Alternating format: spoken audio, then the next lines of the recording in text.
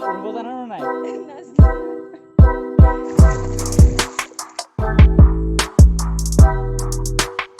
ইমান ধুনীয়া লাগিছে ৰঙা ৰঙা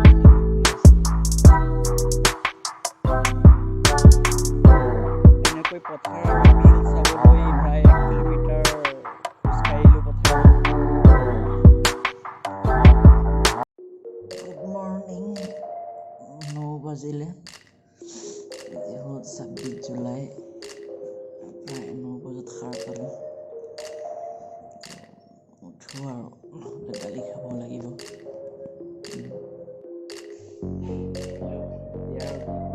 তাৰপিছত আৰু প্ৰথম কামটোৱে হ'ল ব্ৰাছ কৰা, ব্ৰাছ কৰিবলৈ যাওঁ আৰু।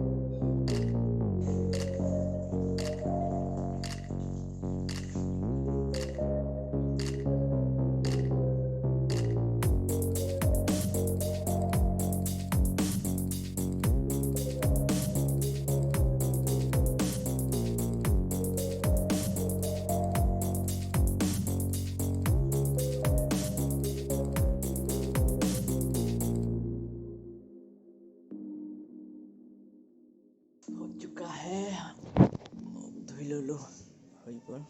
সকলোকে গুড মৰ্ণিং জনাইছোঁ আৰু নতুন এটা ব্লগলৈ স্বাগতম জনাইছোঁ। আজি হ'ল 26 জুলাই। অলপ আজিৰ এই নতুন ব্লগটি কণ্টিনিউ কৰোঁ। আপোনালোকে চাই থাকক। মোৰ আজি ৰুমৰ অৱস্থা খালি ৰাতি কাম কৰাৰ পিছত এনেকুৱা চিজিলি হৈ আছে। চ' ভাবিছোঁ অকণমান ঠিক ঠাক কৰি লওঁ। ঠিক ঠাক কৰাৰ পিছত পুনৰ লগ পাই আছোঁ।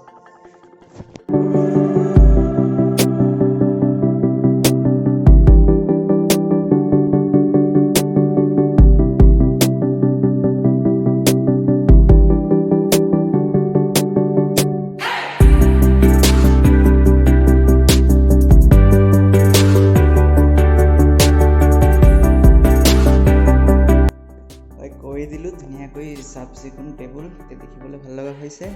বাকী দিনৰ কাম কাজবোৰ এনেকৈ আগবঢ়াই লৈ গৈ থাকিম আৰু আগলৈ চাই থাকক কি হ'ব আজিৰ দিনত। আজি এটা বিশেষ কামৰ কাৰণে ওলাই যাম ঘৰৰ পৰা। কি কামৰ কাৰণে যাওঁ সেয়া অকণমান পিছত গম পাব। চাই থাকক আগলৈ কি হয়। বহুত সময় এনেকৈ পাৰ কৰি দিলোঁ। বৰ্তমান গেছ এজেঞ্চিৰ পৰা কল আহিছে, গেছৰ চিলিণ্ডাৰ লৈ আহি আছে। তো গেছৰ চিলিণ্ডাৰ লওঁ আৰু গা ধোৱা নাই, বহুত সময় হৈ গ'ল। চ' গেছৰ চিলিণ্ডাৰ ৰিচিভ কৰি গা ধুব যাওঁ। তাৰপিছত আকৌ লগ পাই আছোঁ আপোনালোকক। তো গেছৰ চিলিণ্ডাৰ চাগে লৈ আহি আছে। তো তাৰ বাবে পুৰণা চিলিণ্ডাৰখন ওলাই লৈ যাওঁ, খালী চিলিণ্ডাৰ ভৰ্তি কৰি লৈ আহোঁ।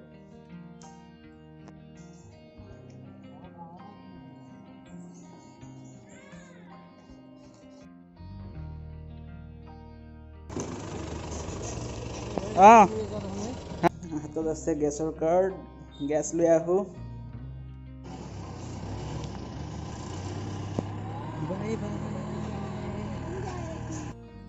হয়, মই কৈছিলোঁ যে এক ঠাইলৈ ফুৰিবলৈ আহিম আৰু ফুৰিবলৈ অহা ঠাইখন এইখনে। ধুনীয়া সেউজীয়া পথাৰ আৰু সেউজীয়া পথাৰত অকণমান সময় ফুৰিম, অকণমান আগুৱাই যাম, পথাৰৰ মাজলৈ চাম আৰু সেইবাবে ঘৰৰ পৰা ওলাই আহিলোঁ। এয়াই বিশেষ ঠাইখন। এই ঠাইখনতে মই ফুৰিবলৈ আহিছোঁ। অকণমান আবেলি এনেকুৱা সেউজীয়া পথাৰত পাৰ কৰিব বিচাৰিছোঁ। তো আশা কৰিছোঁ ভালে লাগিব। আপোনালোকেও চাব, ইফালে ফুৰিবলৈ যাম পথাৰৰ মাজলৈ।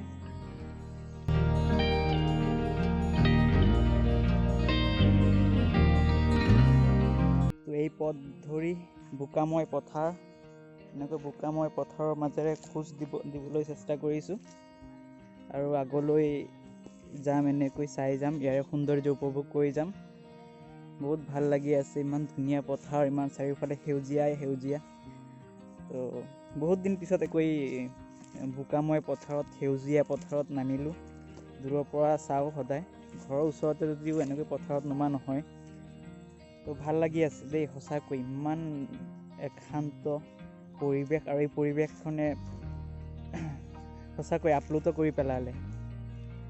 বহু ঠাইত অসমৰ হয়তো এতিয়াও ৰুব পৰা নাই, কিছুমান ঠাইত বানপানীৰ সমস্যা হয় আৰু কিছু ঠাইত আপোনাৰ খৰাঙৰ সমস্যা হয়। তো দুয়োটাই বেয়া, খৰাং হ'লেও বেয়া, বানপানী হ'লেও বেয়া।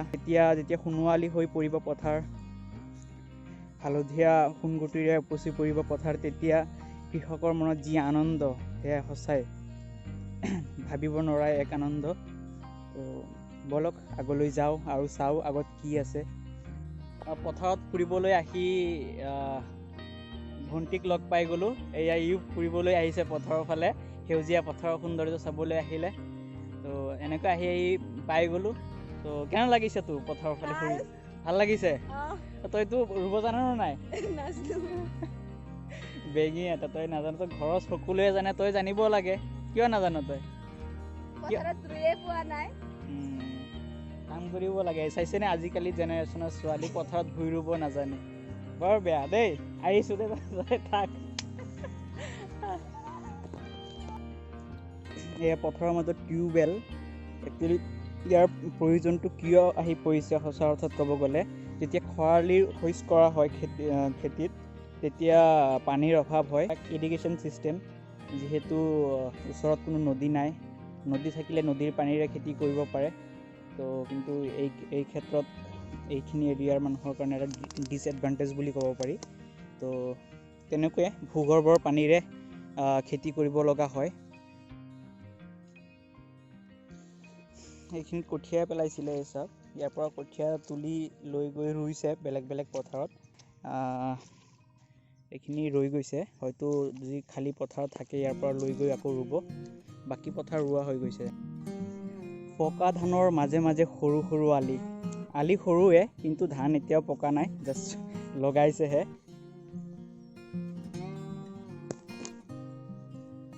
আহি এনেকুৱা এটা পৰ্যায়ত আহি পালোঁ, পথাৰৰ শেষ বুলি ক'ব পাৰি।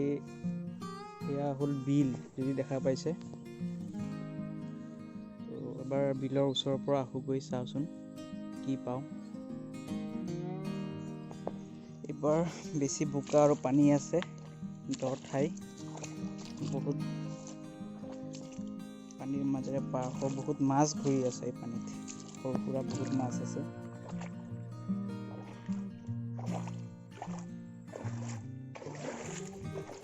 পানী পাৰ হৈ আহি গ'লোঁ।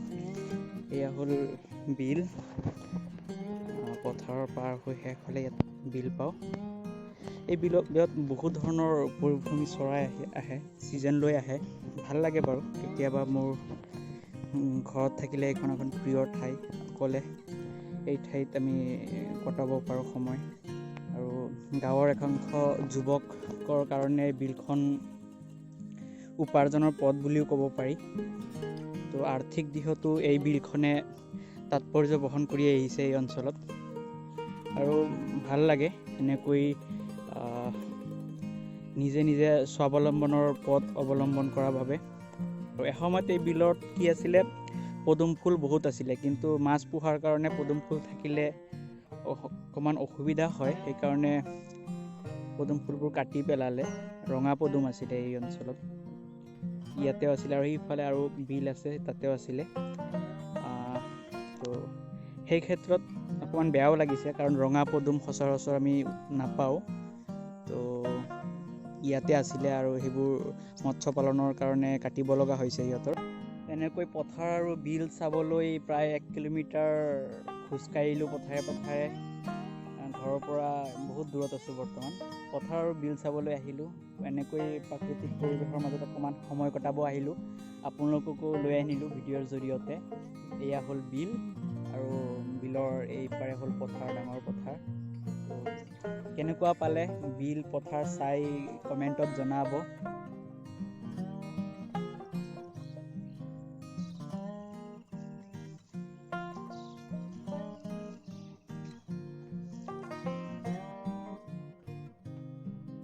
এনেকৈয়ে বিলৰ ওচৰৰ পাজৰৰ পৰা ঘাঁহ লৈ গৈ আছে গৰুৰ কাৰণে। তো গৰু পুহিলে যথেষ্ট পৰিমাণে ঘাঁহ পোৱা যায় এনেকুৱা ঠাইবোৰত। তো আপোনালোকে চাব পাৰিছে বহুত ঘাঁহ আছে, খেতি পথাৰৰ মাজে মাজে ঘাঁহ আছে, আৰু সেই ঘাঁহবোৰ কাটিলে খেতি পথাৰৰ কাৰণেও ভাল।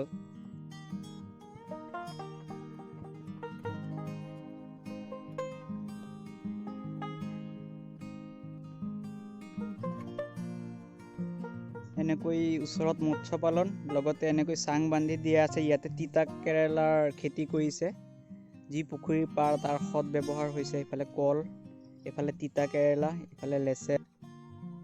ইমান ধুনীয়াকৈ তিতা কেৰেলা লাগি আছে পুখুৰীৰ পাৰত, সেয়া বহুত ধুনীয়া লাগিছে চাই। আৰু যিসকলে খেতি কৰিছে এনেকুৱা পদ্ধতিৰে, পুখুৰীৰ পাৰ এনে থাকিবলৈ দিয়া নাই, তাক বিভিন্ন ধৰণৰ শাক পাচলি খেতি কৰিছে। সেয়া খুব লাভৱান আৰু ভাল এটা প্ৰেক্টিচ বুলি ক'ব পাৰি। আমাৰ ঠাইৰ অপব্যৱহাৰ হোৱা নাই। এনেকৈ তিতা কেৰেলা কৰিছে, চাওক, যদি চাব পাইছে এনেকৈ লাগিছে তিতা কেৰেলা। বহুত ভাল লাগিছে এই দৃশ্য চাই। সঁচাকৈ মই যদি নাহিলোঁ হয় আজি, মই গমকে নাপালোঁ হয় যে আমাৰ ওচৰে পাঁজৰে এনেকৈ খেতি কৰিছে, এনেকৈ খেতি কৰিব পাৰে। বহুত ভাল লাগিছে চাই। এয়া চাওক, ঘৰলৈ বুলি উভতনি যাত্ৰা আৰম্ভ কৰিলোঁ।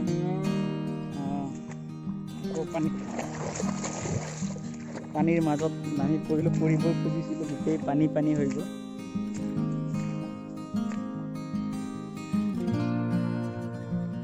বোকা ছটিয়াই পৰিছে। মোৰ পেন চব জিকিছে। এয়া হ'ল পকা কেৰেলা, এনেকৈ পকি আছে। চাওক ইমান ধুনীয়া লাগিছে, ৰঙা ৰঙা গুটি হৈ পৰি আছে, ভাল লাগিছে বাৰু। একফালে যদি এনেকৈ লমে তিতা কেৰেলা লাগিছে, আনফালে আপোনালোকে চাব পাইছে ইমান ধুনীয়াকৈ জলকীয়া খেতি। এয়া চাওক, জলকীয়া লাগি আছে। তলফালে চালে পকিও আছে জলকীয়া। খুব এক ধুনীয়া পৰিৱেশ। সূৰ্য অস্ত হওঁ পথৰৰ মাজতে, এইখন এখন ওখ ঠাই, আৰু এই ওখ ঠাইতে বিভিন্ন ধৰণৰ খেতি কৰিছে। পুখুৰীৰ চাইড লৈ তিতা কেৰেলা, আৰু ওখ ঠাইৰ এখন ঘৰত এনেকৈ জলকীয়া খেতি কৰিছে। যদি চাব পাইছে এনেকৈ জলকীয়া খেতি, আমাৰ খেতিৰ কামতো নিয়োজিত হৈ আছে। তেখেতৰ পৰা অকণমান জানো কি কৰিব, কি প্লেনিং আছে। অকণমান ক'ব নেকি কি খেতি কৰিছে আৰু কেনেদৰে আগবাঢ়িব?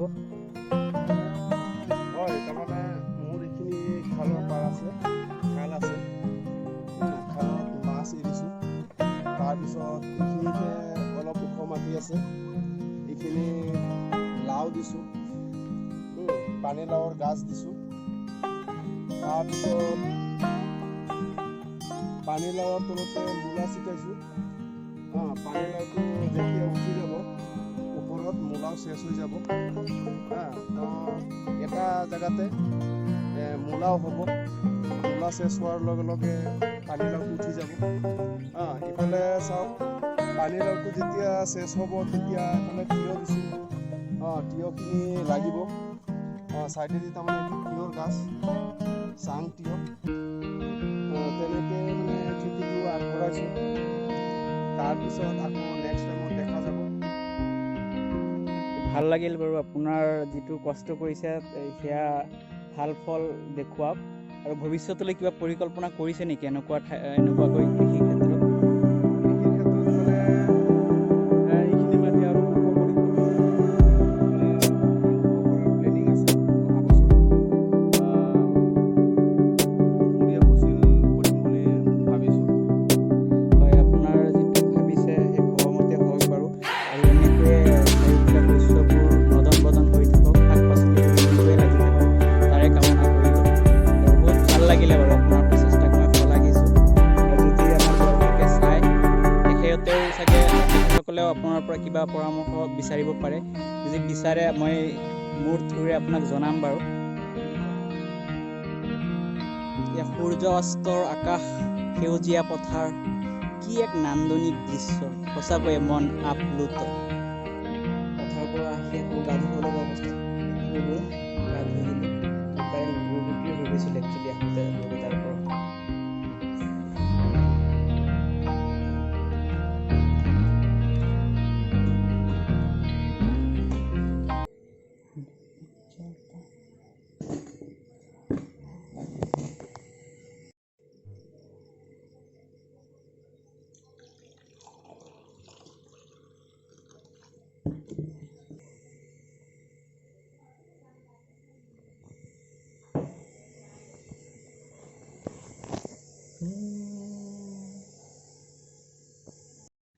বহুত দিনৰ পৰা ভাবি আছিলোঁ যে ব্লগ এটি বনাওঁ, তো আজি দিনটোত কি কৰিলোঁ কি কৰা নাই সেয়া ব্লগৰ জৰিয়তে অকণমান দেখুৱাবলৈ প্ৰচেষ্টা কৰিছোঁ। যদি এইখিনিলৈকে ভিডিঅ'টো চাইছে তেনেহ'লে আপোনালোকৰ সহায় সহযোগিতা কামনা কৰিলোঁ আৰু আগলৈকেও তেনেকুৱা ভিডিঅ' দিম বুলি প্ৰতিশ্ৰুতি দিলোঁ। আৰু যদি ভাল পাইছে অকণমান ছাপোৰ্ট দিব আপোনালোকৰ, সেয়ে কামনা কৰিলোঁ। তো আজিলৈ ইমানেই। মই সুব্ৰতই আপোনালোকৰ বিদায় লৈছোঁ পুনৰ লগ পোৱাৰ প্ৰতিশ্ৰুতিৰে। Bye bye.